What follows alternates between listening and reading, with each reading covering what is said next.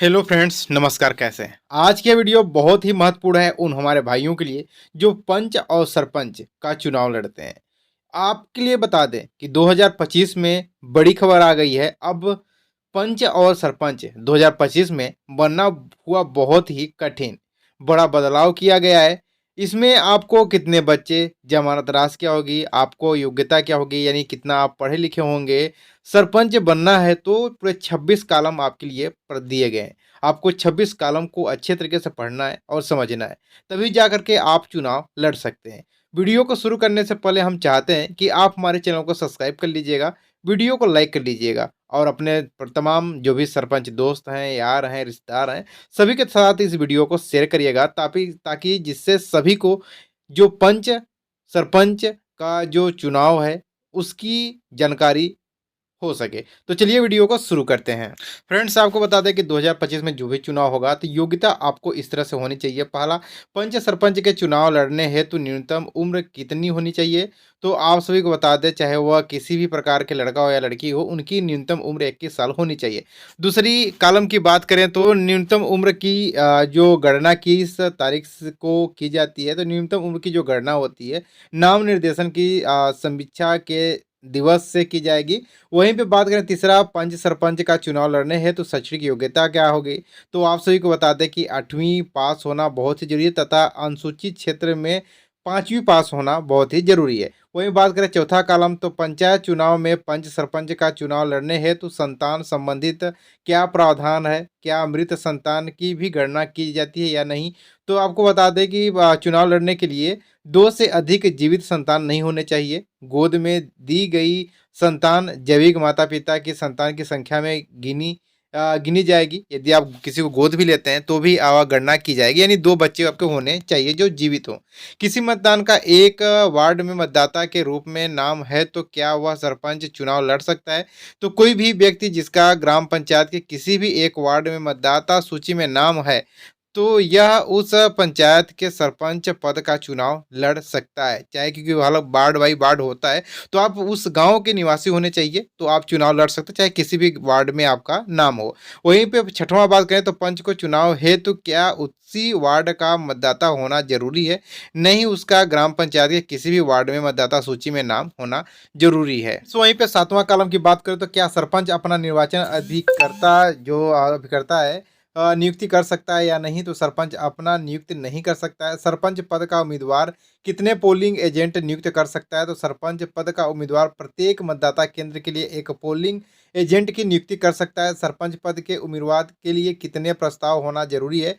तो सरपंच पद के लिए प्रस्ताव की आवश्यकता नहीं होती है। वहीं पंच सरपंच पद के चुनाव के लिए खर्च की क्या सीमा होती है? तो पंच पद के चुनाव के लिए खर्च की सीमा नहीं है। सरपंच पद है तो निर्वाचन व्यय सीमा आपको यहाँ पे 20,000 रुपये रखी गई है। पंचायत चुनाव में कौन सा मतदाता अपनी मताधिकार का प्रयोग कर सकता है? तो पंचायत चुनाव में जिसका पंचायत की मतदाता सूची में नाम है वह मताधिकार का प्रयोग कर सकता है, बशर्ते अन्यथा मतदान किए जाने की योग्यता घोषणा नहीं करती है। फ्रेंड्स, वहीं पे 12वां कॉलम बहुत ही महत्वपूर्ण है। अनुसूचित जात, अनुसूचित जनजात यानी एसटी, एससी और ओबीसी उम्मीदवारों के लिए आरक्षित स्थानों से कौन सा चुनाव लड़ सकता है? तो आपसे बताते हैं, पंचायती राज्य संस्थाओं के निर्वाचन में अनुसूचित जात, अनुसूचित जनजात एवं अन्य पिछड़ा वर्ग की आरक्षण प्रदान किया गया है। जो स्थान जिस वर्ग के लिए आरक्षित है उस पर उसी वर्ग का व्यक्ति चुनाव लड़ सकता है, जबकि सामान्य वर्ग के स्थान पर आरक्षित वर्ग के सहित सभी चुनाव लड़ सकते हैं। तो यदि महिला आरक्षित है तो सामान्य है, तो वहां पर हर प्रकार की, हर जात के, हर वर्ग के लोग लड़ सकते हैं, किंतु वह महिलाएं ही शामिल हो सकती हैं। तो फ्रेंड्स, वहीं पे 14 नंबर कॉलम का बात करें, पंच सरपंच पद के उम्मीदवार है तो कितनी जमानत राशि होती है? तो आप सभी को बता दें कि 500 रुपये सरपंच के लिए, और आरक्षित वर्ग महिला या राशि की बात करें तो 250 रुपये निर्धारित की गई, यानी 500 रुपये और 250 रुपये निर्धारित की गई है।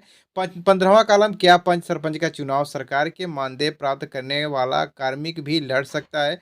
तो सरकार से किसी प्रकार का मानदेय प्राप्त करने वाला व्यक्ति पंचायत का चुनाव नहीं लड़ सकता है। क्या सरपंच पद का उम्मीदवार अपनी पत्नी या पति को इलेक्शन एजेंट निर्धारित नियुक्त कर सकता है? तो सरपंच पद के उम्मीदवार को इलेक्शन एजेंट नियुक्त करने का प्राधिकार ही नहीं है। वहीं पे फ्रेंड्स 17 नंबर कॉलम है पोलिंग एजेंट यानी मतदाता अधिकर्ता की नियुक्ति कैसे होती है। तो संबंधित पीठासीन अधिकारी को निर्धारित प्रारूप में आवेदन करने पर पोलिंग एजेंट नियुक्त किया जा सकता है। फ्रेंड्स वहीं पे 19वां कॉलम आप देखेंगे यहाँ पर क्या पंच सरपंच के चुनाव वह दलीय आधार पर होते हैं, तो यहाँ पर नहीं। फ्रेंड्स वहीं पे अगला कॉलम है किसी उम्मीदवार द्वारा नाम वापसी की क्या प्रक्रिया होती है, क्योंकि ये बहुत ही महत्वपूर्ण होता है। क्योंकि बहुत सारे हमारे भाई नाम तो डाल देते हैं, फिर बाद में पता चलता है कि यार हमें वापस लेना है, तो उसमें क्या क्या करना होगा।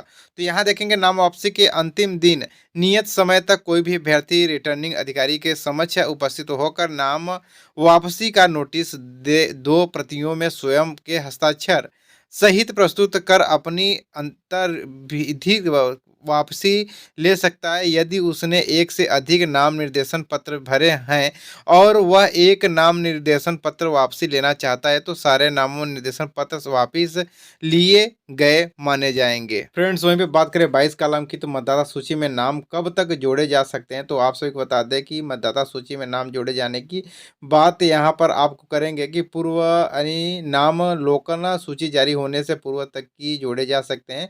साथ ही इस हेतु आवेदन आयोग के आदेश क्रमांक दिनांक 15/10/2016 के अनुसार लोक सूचना जारी होने से 10 दिवस पूर्व प्रस्तुत करना आवश्यक होता है। वहीं पे 23 नंबर की बात करें तो यहाँ इसमें तमाम कॉलम अलग अलग दिए गए हैं, आप स्क्रीनशॉट लेकर के अच्छे तरीके से इसे रीड कर सकते हैं। फ्रेंड्स वहीं पे बात करें 24 नंबर कॉलम की, तो यहाँ पर उप सरपंच चुनाव में क्या सरपंच अपना मताधिकार का प्रयोग कर सकता है। तो हाँ, राजस्व पंचायती राज में नियम 1994 के नियम 65 एवं 66 का प्रावधान अवलोकनीय है। यानी यहाँ पर पंच सरपंच आराम से कर सकते हैं। और फ्रेंड्स वहीं पे अंतिम और महत्वपूर्ण कॉलम की बात करते हैं पंचायत समिति सदस्य जिला परिषद सदस्य की बात करें, तो पंचायत समिति सदस्य जिला परिषद सदस्य के लिए कौन चुनाव लड़ सकता है। तो पंचायत समिति सदस्य के लिए वह व्यक्ति जिसका उप पंचायत समिति क्षेत्र के किसी भी वार्ड की मतदाता नाम हो, किसी भी वार्ड से चुनाव लड़ सकता है। इसी प्रकार जिला परिषद सदस्य है तो उसका जिले में वार्ड क्रमांक की मतदाता सूची में नाम है, वह किसी भी वार्ड से चुनाव लड़ सकता है। तो यह छोटी सी जानकारी आपको कैसी लगी। यदि आप भविष्य में चुनाव लड़ना चाहते हैं तो यह महत्वपूर्ण जानकारी आपके लिए बहुत ही जरूरी है। तो आपने तमाम चीज़ें अच्छे तरीके से देखा होगा, समझा होगा। यदि आपको अभी भी समझ में नहीं आया तो आप अच्छे तरीके से दोबारा वीडियो को देख सकते हैं। क्वालिटी अच्छे करके आप स्क्रीनशॉट लेकर के भी अच्छे तरीके से पढ़ सकते हैं। तो यह भविष्य में अगर चुनाव लड़ना है 2025 में, तो आपको पहले से ही तैयारी करके रखनी होगी। तमाम जो भी जानकारियाँ हैं आपको ग्रहण करनी होंगी और इसमें आपको खरा उतरना होगा। साथ ही वीडियो को शेयर कर दीजिएगा। आज की ये मेहनत कैसी लगी कमेंट्स बॉक्स में लिखिएगा। चैनल को सब्सक्राइब कर लीजिएगा, क्योंकि तमाम ऐसे ही अपडेट आप सभी के साथ शेयर करते रहते हैं।